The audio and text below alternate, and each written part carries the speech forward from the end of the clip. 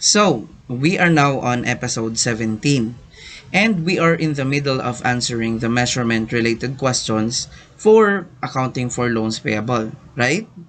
So, in the past episode, we already had the first possible question, which is what is the initial value of the loans payable? And the possible question number 2 is also given to you, which is what is the effective rate? And also, what is the carrying amount of the loans payable account in the subsequent dates? And you were also given the fourth possible question, which is how much is the discount remaining or discount balances every year? Which are these? Right? And I also pointed out that the discount balances here have been decreasing. Right? Because actually, guys, I've pointed it out because it's related to the fifth possible question. And what is it? You will know that after the short intro.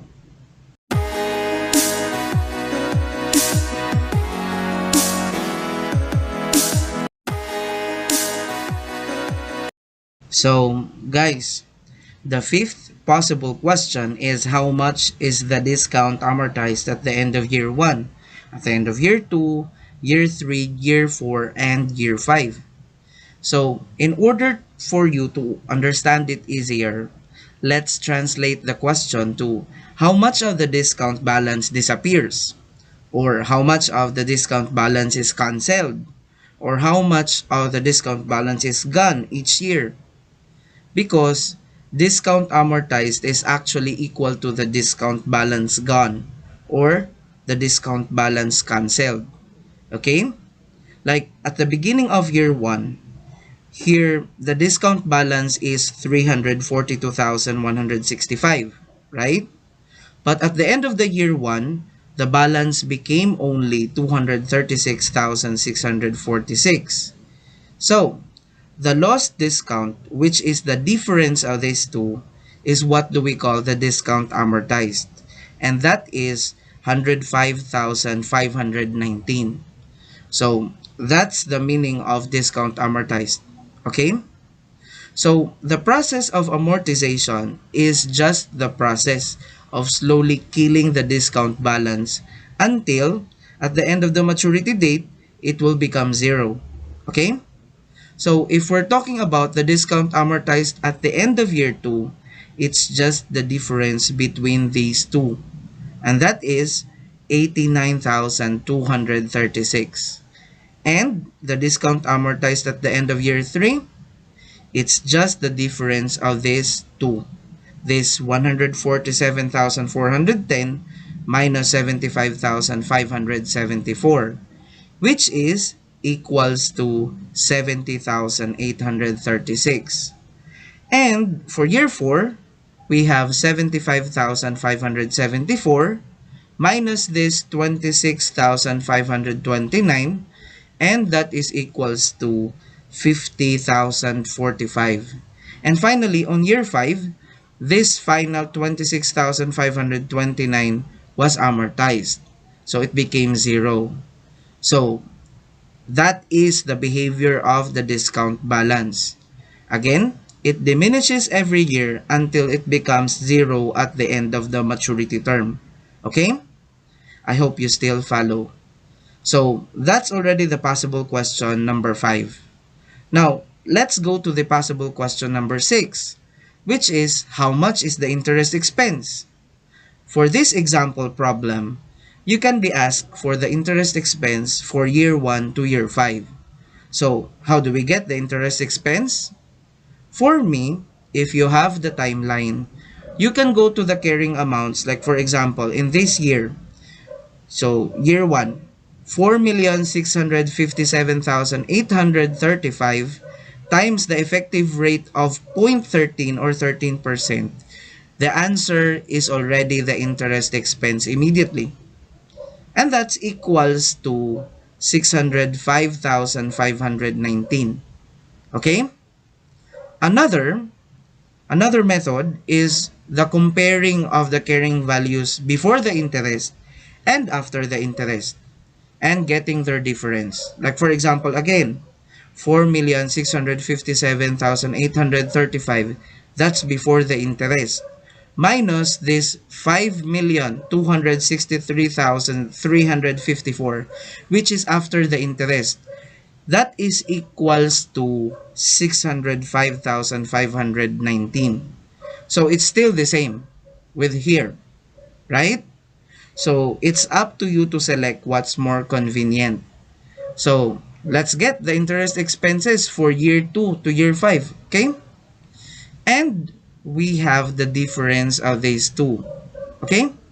Which is 489,236. So this is the interest expense for year 2. And the difference of these two is this one.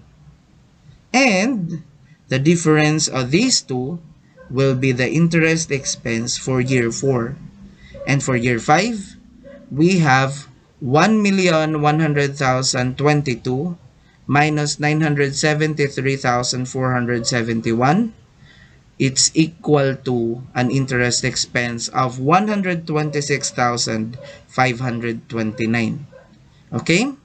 So that's possible question number 6.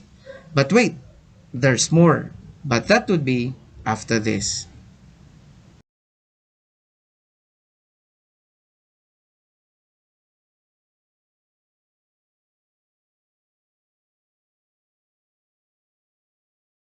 So we are already finished with question number 6. So next is we have the possible question number 7, which is also the final question related to measurement. Okay? So what is it? So we have what part of the yearly payments was considered principal payments? So to answer this, let's get again the yearly payments first. So we have these payments every year. So this is composed of agreed principal payment plus the agreed payments of interest, right? So it's easy. We just have to deduct from here the actual or the effective interest expense, which are these in the possible question number 6. Then you will already get the amounts paid for the principal. Okay? But still, it's easy if you have these amounts in this possible question number 6 or the actual interest expenses. Okay? But guys, that's only option number 1. You have another option, which is just to compare the carrying or the amortized cost balances here. So for example, in year 1, the balance is again 4,657,835, right? But at the end of year 1, the balance was reduced to only 3,763,354. So the difference is what? It's 894,481, which is the same with this one, right? So that's another option on getting the actual principal paid using this timeline technique. Okay, one more to make it more clear. So if we get the difference of these two here, we're gonna get 910,764, which is the same with this one. So that's possible question number 7. Okay? So let's end this video by enumerating all the possible questions related to measurement of loans payable. Okay? So we have question number 1. You might be asked about the initial measurement or valuation of the loans payable. And number 2, you can be asked about the effective rate.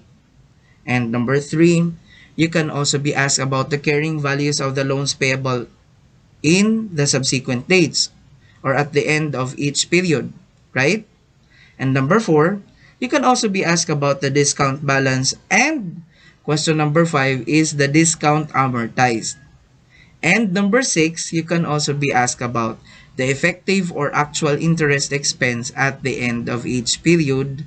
And lastly, you can be asked about how much of the payments are attributable to the principal, especially if we're talking about principal amounts paid in installments, just like in our sample problem.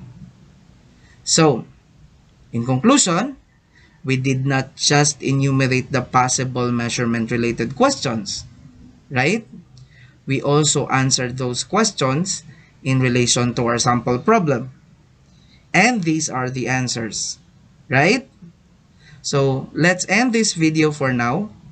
And in the next episode, let's compare this timeline technique with using the amortization table, which are used by the other authors.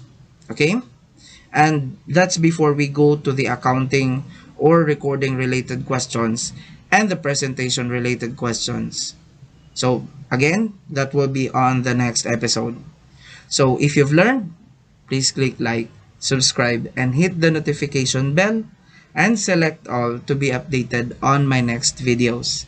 So thank you for watching and see you on the next one.